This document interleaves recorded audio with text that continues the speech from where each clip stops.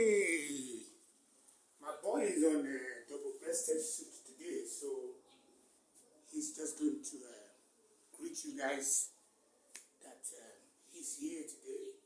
He's not going to do too much of a recording, so to speak, but he's just going to move around, just move from one spot, the recording to the other, and show you guys that there's life after just sitting there doing the recording and all that program.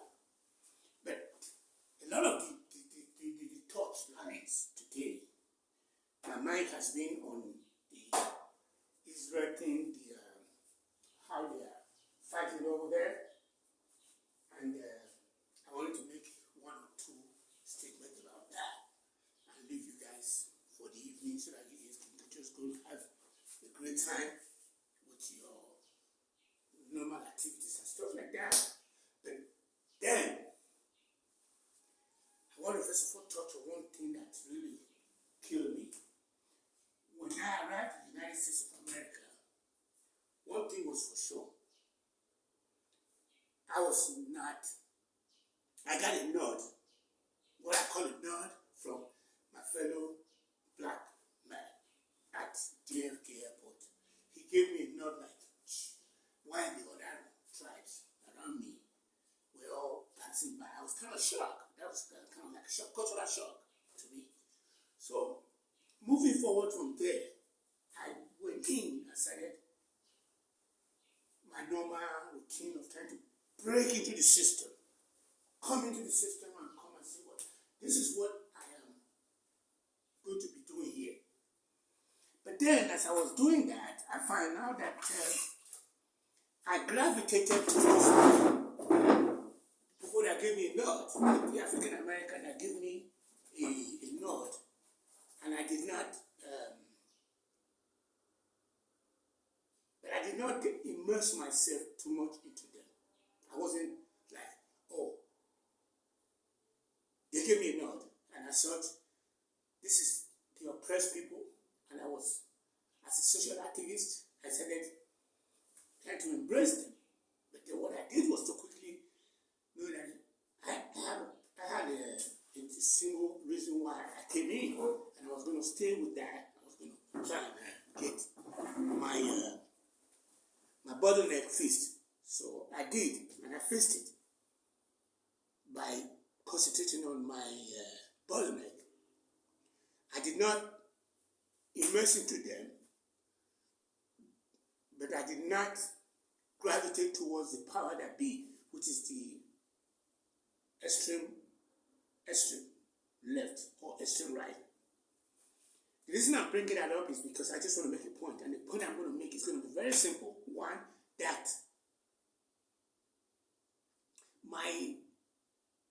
what moved my feelings today is the fact that the system itself,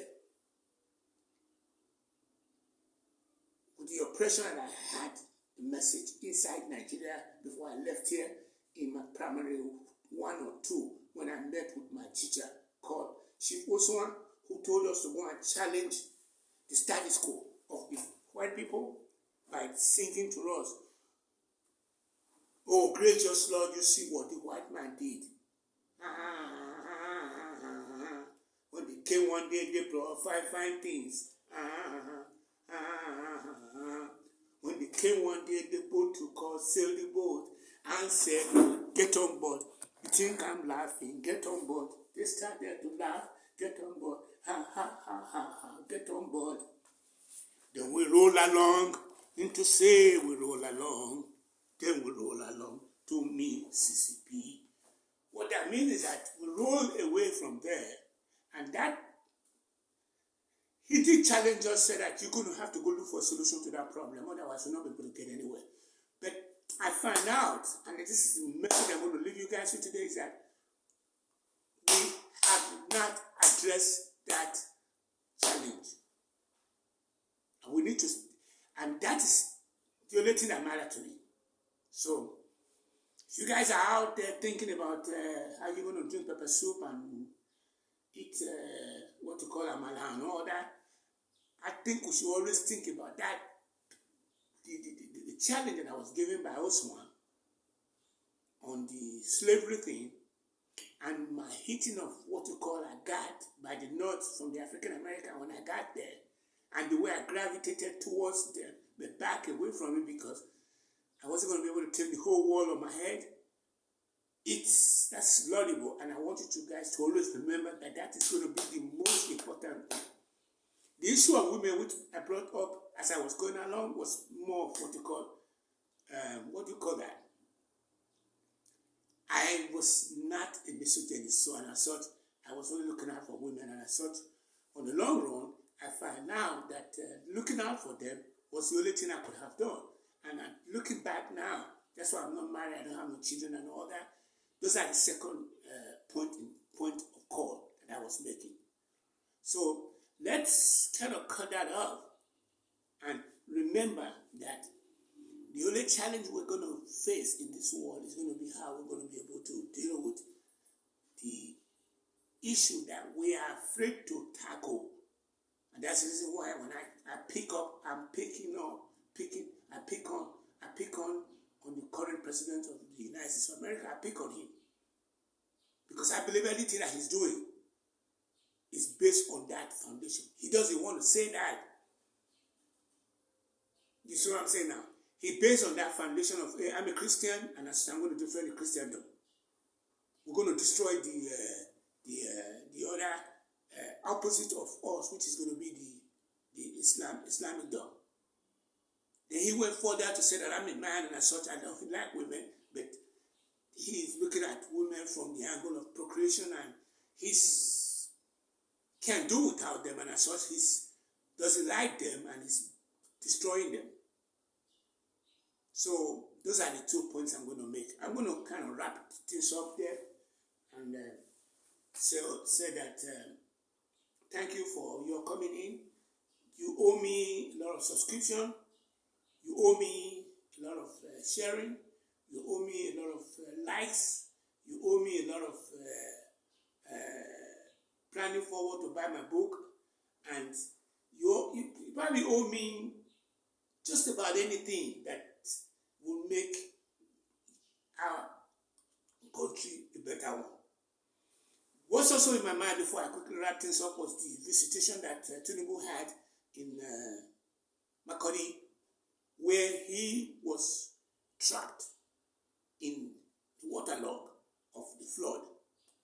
And the state there declared a holiday while the children there were all inside the rain singing for him. I remember we were doing that when I was little, when Awolowo would call me. One side I said, Awolowo, Oku Magba. Awolowo, Oku Magba. Or when people like the president of the nation, like all those Tafawa Balewa, all those Gowon, when they come to Benin and all that, we were all cheering for them. That's exactly what happened yesterday. But what was bad about the whole thing, I want to go on record about that, is that they said he was on the campaign trail instead of mourning the life of those that got lost. He was dressing agbada instead of dressing down. And most of his speeches were all about how he's going to set up, the governor was challenging him to go and set up what you call the Nigerian, the police system. That issue there is going to kill everybody because that issue there is not different from because America has what you call the state police, they have federal police, they have a county police. Nigeria has come and say, well, we're going to be like America. And those things they have there, the army is 250 years old. The police is probably just as old as that. So we are coming in 2027, 2025, and we are now copycatting them, and we're trying to say, well, we're going to have the state police, we're going to have the federal police, and stuff like that. It's a failed system, and I hope we can do better. Thank you all. 234-70 33627981. Azimi Coco